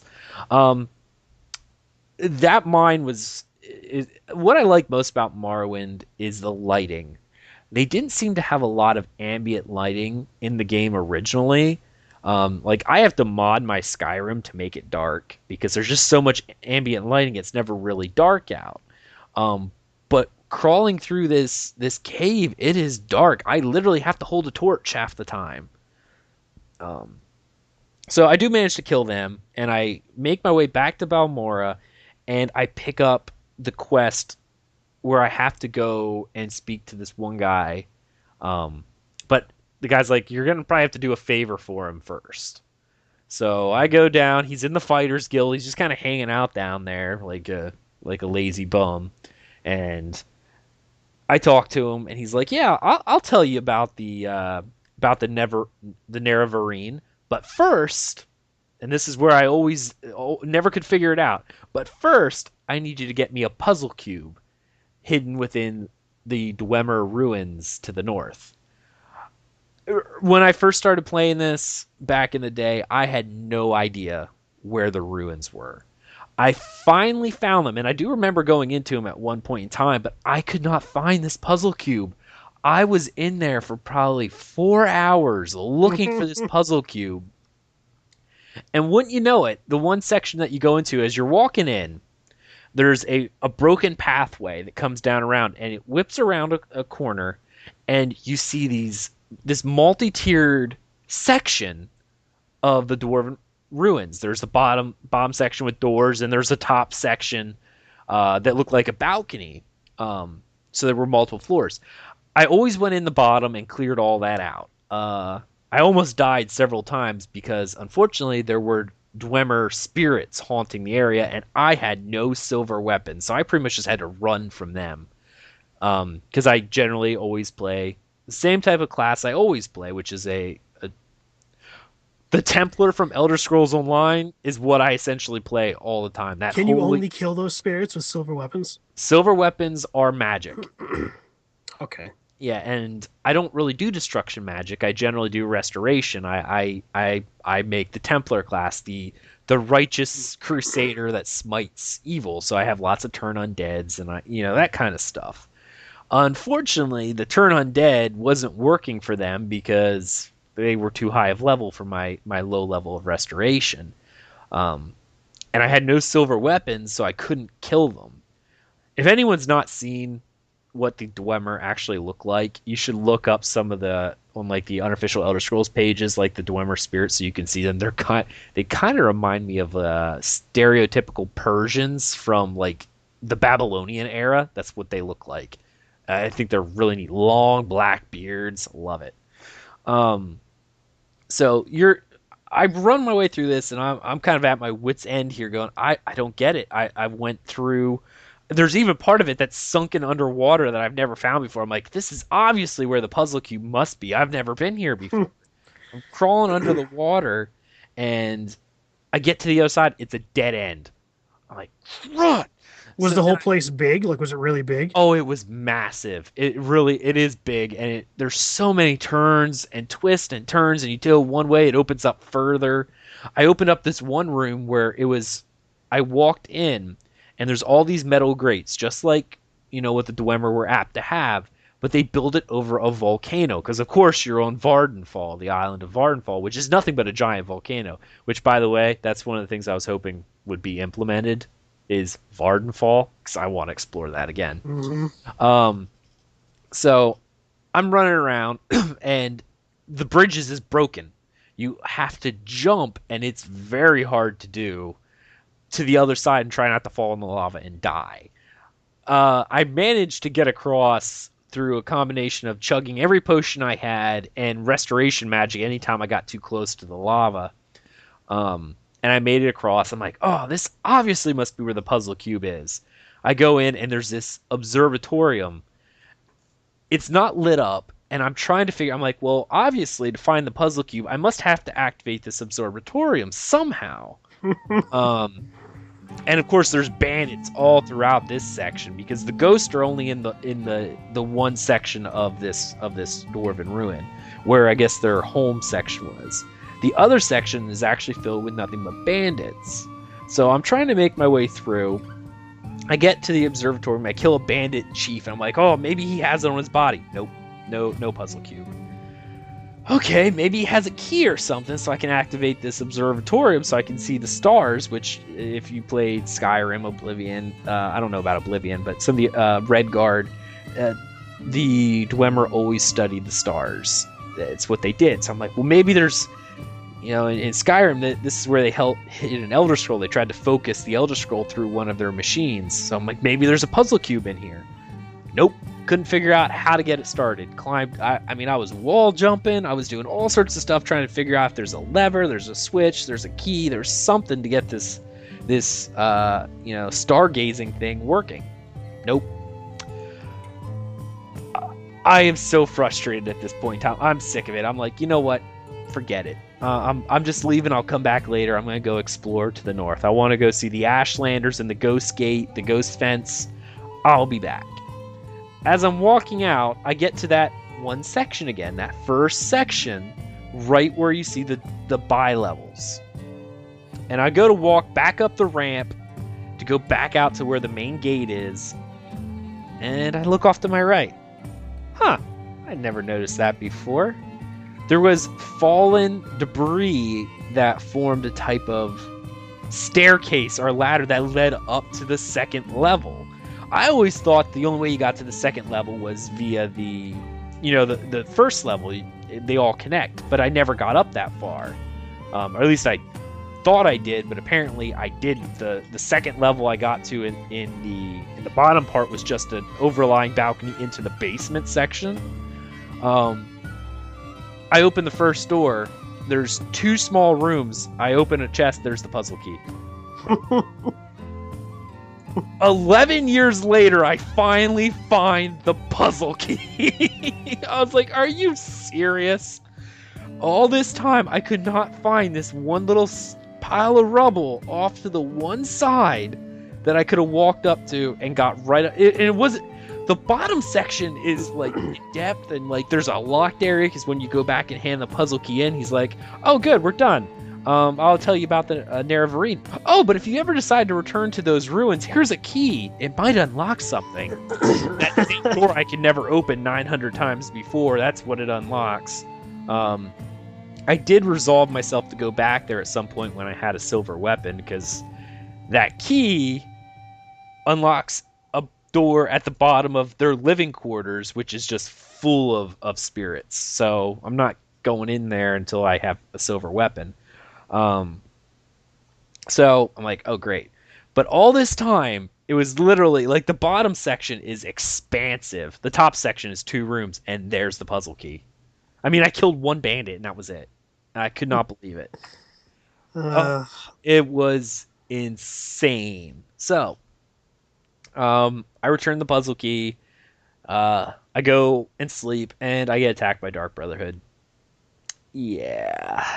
So I kill them, and they like, I'm trying to build heavy armor. I like heavy armor, but they have light armor, which is better than all the heavy armor. So I deck myself out in Dark Brotherhood. And for anyone who's playing Morrowind who's never played it before or doesn't know, the Dark Brotherhood gear sells for so much money at the beginning of the game. It's insane. It's just so much money.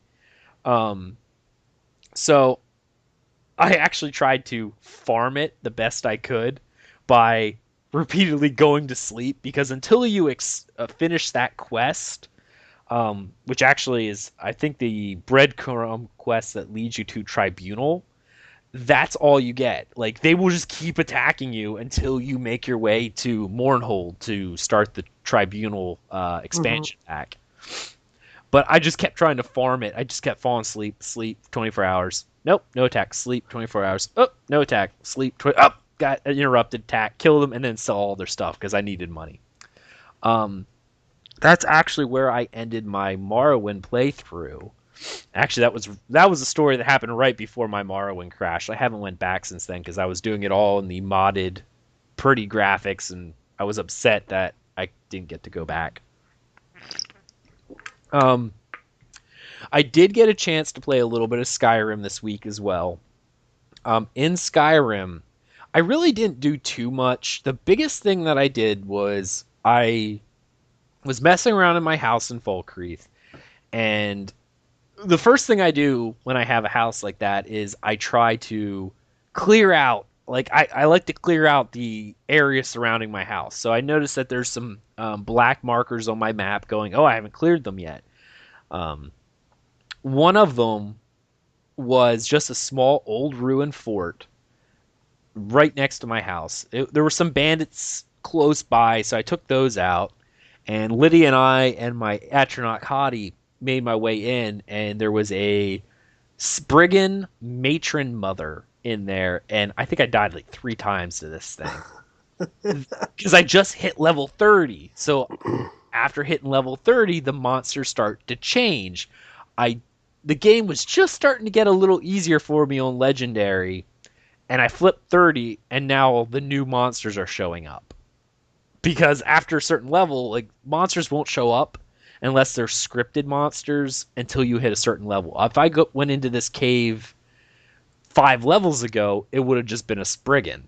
Yeah. But because I hit 30, it's now a Spriggan matron mother. It's an all new level of hard again. Like, it's really hard. So I made my way through that, and then I made my way into is it Shriek? Actually, I'm gonna roll over here and look at my map here real quick because I have a map of Skyrim on my wall. La la la la la. That is it. What is that? Sorry, everyone. Sorry, I'm just looking this up because it's driving me nuts. 825. 825. 825.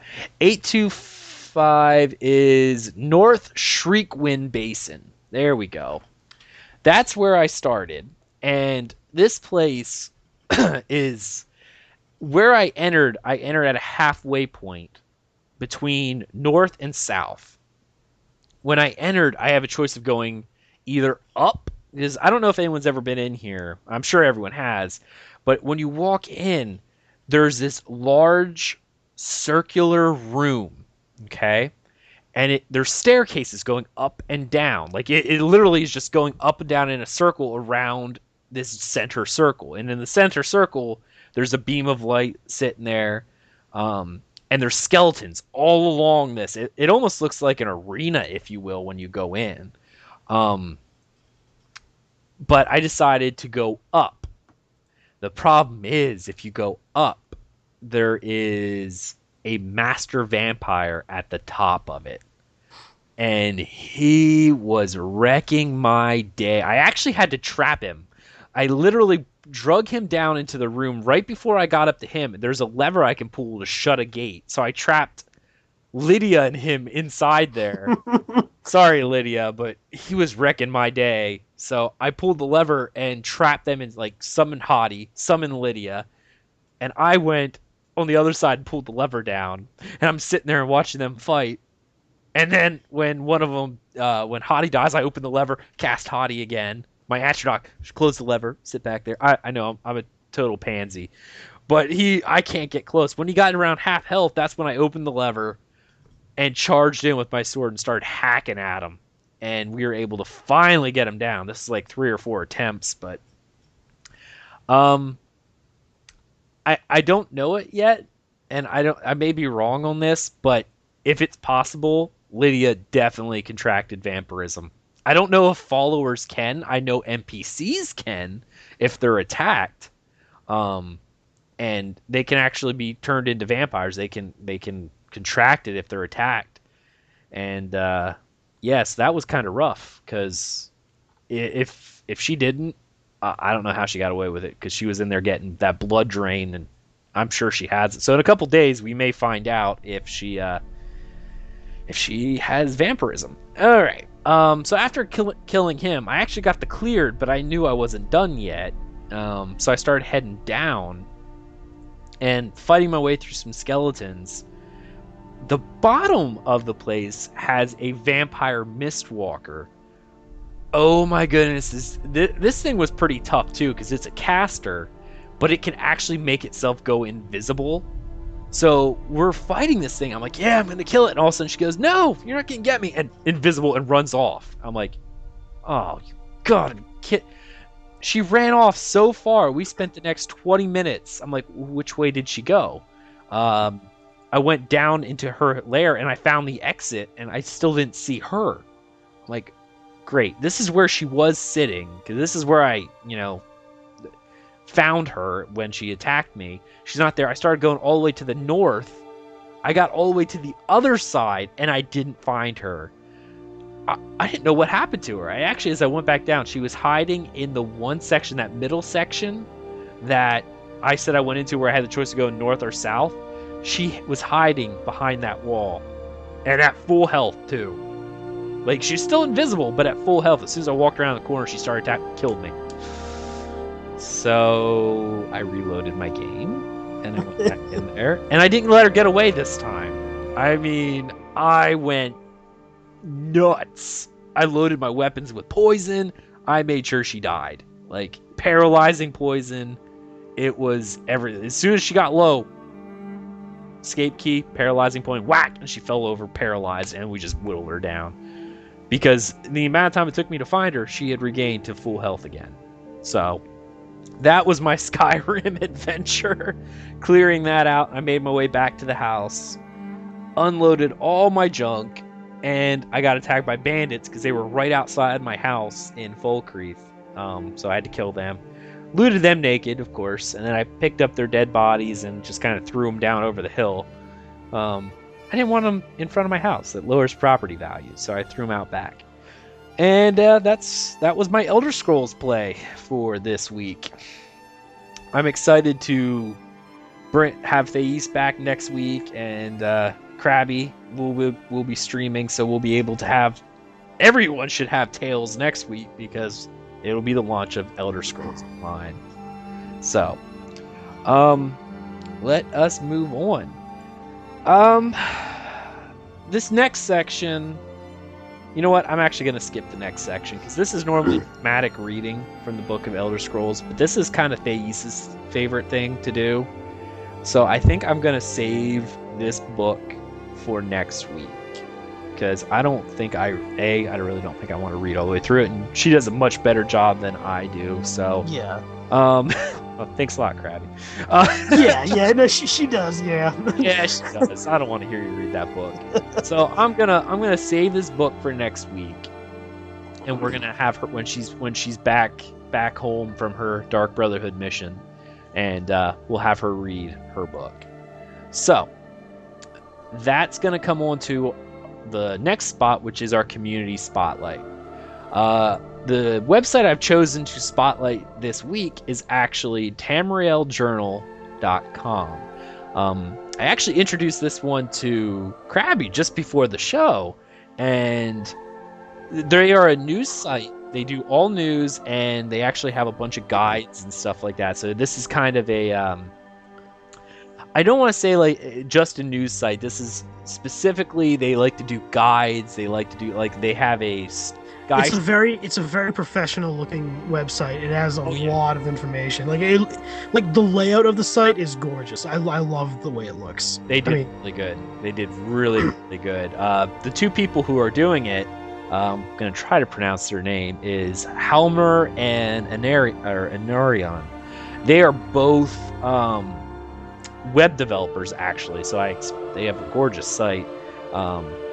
So this is what they've been doing, and it has all kinds of information on crafting. They have a forum on here, skill lines. They really dig into this, and I really liked. What did you show me? The Mundus stones. The Mundus stone guide. Yeah, it was really good. Yeah, they have a lot of great information on this site. It's really easy to navigate through too. Definitely, very, very nice. Definitely, I like how they with the Mundus stone in particular, they went into Not only did they show it for the Elder Scrolls Online, but they showed a section for the evolution of birth signs showing what they did, and Moon to Stones what they did from one to the other, which is really cool, because I think we tried to talk about this a couple episodes back. For instance, the Warrior Constellation. In Morrowind, it was a birth sign, and it fortified your attack by 10 points. In Oblivion, it was a birth sign, and it fortified Endurance and Strength by 10 points, because they switched stats a little bit. There was a Doomstone, apparently, that also had hand-to-hand bonuses, but Skyrim, it was a Standing Stone, which increased combat skills by 20%, so you gain level in them faster. But ESO, it will just increase power. So it's kind of neat as they show the progression in there. So they have it is a gorgeous website. I do encourage people to go take a look at it if you're into the different crafting guides and the different guides for the game, as well as just looking at it for news, because to be honest, some of the other sites, like us podcasting sites, like I'm not saying we're bad at that, but you have to wait for our episodes normally to hear our take on news. These guys are pretty quick on the uptake and like to have articles written out, because this is what they do. They don't spread their time with podcast or vodcast or videos or anything like that. They're a writing site, so they keep pretty up to date with news, and because it's dedicated only to Elder Scrolls, you won't have to wade through a bunch of random PS3, Xbox news to get to something Elder Scrolls related. So TamrielJournal.com. If you haven't, you should go take a look at their site, bookmark it, maybe say hi on their forums, whatever you got to do, because it looks like an awesome site, and I'm really glad they put that together. So thank you guys for being an awesome part of the Elder Scrolls community. The next thing I want to go on is normally the community spotlight. I don't ever want us to spotlight our stuff in here, because this is for us to go and shout out the community, not us. The whole show's about us, but I figured this merited a first time going over, because we're actually going to do our first stream, if you will, on Sunday, March 30th for the Elder Scrolls Online launch. So episode 10, when we record this, will be a live show. Now I didn't actually ask you this. Are we still doing it at the same time? Yeah, we're gonna start at the same time. We might not actually start the official show. Let's plan on 3 o'clock Eastern time on Sunday, March 30th. If you can do that, Crabby. Yeah. We will start up the stream, and we'll work on the bugs and stuff, because this is our first time doing this. So we're gonna start up the stream, and we're gonna work through that. And we'll kind of get everything set up. So if you guys want to join us, of course, I do encourage everyone who wants to participate in a live show from us to go to our Twitch TV channel, which again, twitch.tv/Tales of Tamriel podcast. I'm just double checking that to verify. Yes, it is Tales of Tamriel. You can find us. That's our username. That's our Twitch TV channel. So it's twitch.tv/Tales of Tamriel. Sorry, not pod. You should probably throw in the show notes too when you pop this on iTunes. Oh, yeah, I will put that on there as well, saying this is where you can see us. So we're going to start at 3 o'clock Eastern Daylight Time, and we'll roll right into the show from there. So that'll be kind of fun, because then Crabby will be able to pretty much tell us what he is doing in-game for his tales. Hopefully he will not be too distracted. But that will be our first show. I hope we see some people out there. And I know I myself on the Tales of Tamriel Twitter. For anyone who doesn't know, if you see Tales of Tamriel Twitter going off, it's always me. It's been 100% me. Maybe later, if our network grows, other people will use it to post stuff on the website. It auto posts, but 90% of the time, it's me. So I will be broadcasting and kind of throughout the week reminding people on Twitter that we are going to have a show. I'm going to put a news article up on the site as well, that we're going to have a live show and where to find us. And I'm sure Crabby will do likewise. So that is it for our community spotlight. We're going to move on to our emails section and our comments. On Facebook, I got this message right after recording episode 8. Actually, it was literally 10 minutes after the episode was done. I'm like, I'm gonna go check our Facebook page, and Ralph, I'm gonna try to pronounce your name, buddy. I'm sorry if I get it wrong. It's Lagao. I'm gonna go Lagao. Um, he's fantastic. He always messages us on on our Facebook site, but he goes, "Awesome episode 6, guys, and great edition of Crabby." All right, that's it. Ended right there. It's done. Yep, done. That's all he said. That's all he said. That's all he wanted to say. It's fine. Yep, Crabby is awesome. Says Aggelos, always enjoy your personal gameplay experiences. You have a way of transporting us back, reliving your adventures through your tales. Awesome. Thais, and this is something that I wish she was here because she would have got a kick out of this one. A great talent for storytelling. Your narration and inflection keep me glued and immersed. And actually, I believe it was Ralph that went through and was saying how you did an awesome mug or a mobster accent. Your New York accent is Your New York accent was awesome. Blessings and looking forward to meeting you both in game. And in our show notes, he gave his in-game name, but I'm not going to give that for now. But of course, we're going to definitely be adding him to our friends list so we can meet up in the game. We had 2 5-star reviews on iTunes, which again I thank you guys for. These help us out so much. Rant, or is it Ranth? Ranth. I love the energy that the hosts have for each other. Very informative. Awesome banter between them that draws you in. Keep it up. And I hope to see you all in Tamriel one day. Well, we hope to see you in Tamriel as well. I know that when the game goes live, I know I'll be publishing my handle, which I'll do it now. It's at Aggelos. I know, real original. You'll never guess who that is. That's my account name. That's who I am. So anyone can add me, and we'll chat. The next one, this was a 5-star review, and this was really nice. In a ravenous attempt to find more TESO coverage, I ran across this gem. From the start of the cast, the quality is apparent. Audio I don't know about that. Audio sounds great, and the conversation flows well between the hosts. They are knowledgeable about the game, but not afraid to express what they don't like. I myself like long podcasts. Some folks don't. I'll leave out this next section here. Just because it's more directed towards us in the long podcast. You know, we're gamers and we like talking about the games. All in all, take a listen. As an avid podcaster myself, I feel pretty confident in recognizing a cast fun enough to fill my limited time. This is definitely one of them. Keep up the effort, my friends. This is good stuff. This was actually from Cash from Mog Nation Gaming. If you guys have not heard of Mog Nation, I normally don't do shout outs for anyone who doesn't do casts for the Elder Scrolls or anything like that. And I don't think they do. I was looking through their site, but I used to listen to these guys. I actually wrote back to Cash and was like, dude, thank you for the awesome 5-star.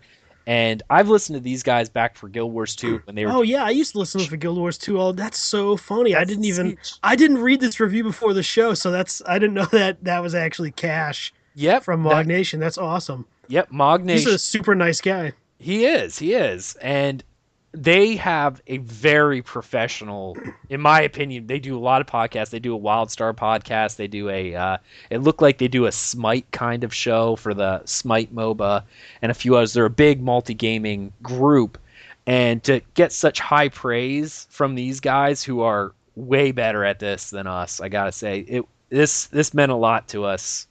Because, you know, we're just starting out, and he definitely had a lot of nice things to say about us. And coming from more or less about as close to professional podcasting as you can get, that it's really, really good. And I do encourage anyone to check out Mog Nation if you're into multiple different games. But I did want to give them kind of a shout out because, you know, they did shout us out with this. Yeah, their shows are excellent. I would recommend it as well. Anybody just check out Mog Nation's casts and website and everything. They're great. They are fantastic. So it was exciting for me because as soon as I saw the name, I'm like, I used to listen to you guys back when you had a Guild Wars 2 show. It was so cool. But yes, so thank you so much for all the amazing feedback and the 5-star reviews. Those help us out so much. I love the community we have here. Amazing people who really do want to support us in this effort, and it amazes me every single time I read stuff from the community. I know by now it really shouldn't surprise me, but this community is just so awesome. It really is. So thank you to everyone in the Elder Scrolls community for being so awesome. All right. Now it's my least favorite time of the show. It's our closing thoughts. Crabby, what do you think? Man, it was good. Good, even though we started 45 minutes late. It's still it's a good. Let's go. We were waiting to see if Thais could be here. She's yeah. visiting her mother and stuff like that. Because she moved out when we got married. She moved out here, so she's like 3 hours away from her mom. So she went and visited for a week. She's like, I'm gonna try to get on the show. I'm gonna try, but I was texting her and they were out and about, and she's like, I'm not gonna make it back. She felt so bad. I'm like, it's all right. We'll go on. We'll get you back next week. So yeah, it's definitely lame not having her around. If anybody noticed, I didn't post a lore article this week on the Tales of Tamriel website. I've been so busy at work, and I'll be brutally honest. Infamous Second Son came out for PS4, and I got a couple other games that were engulfing my time. But this week I'm gonna launch too. I have to. I have to beat these games. You got like 4 days at this time, dude. I know. But no, I'm definitely gonna do another lore article. It might be a day earlier too this coming week. I'm not sure what I'm gonna do it on yet, but I did have to miss last week's. Well, not have to, but I did. That's all right. And I'll be streaming the podcast live, next Sunday. Come check it out. Should be fun. Yep. All right. Well, thank you, Crabby, for joining me tonight. I miss Thais. That's what I'm gonna say. I'm sad. I was texting her. She's not responding to me now. She's out shopping or something. I'm like, I'm so sad you're not here.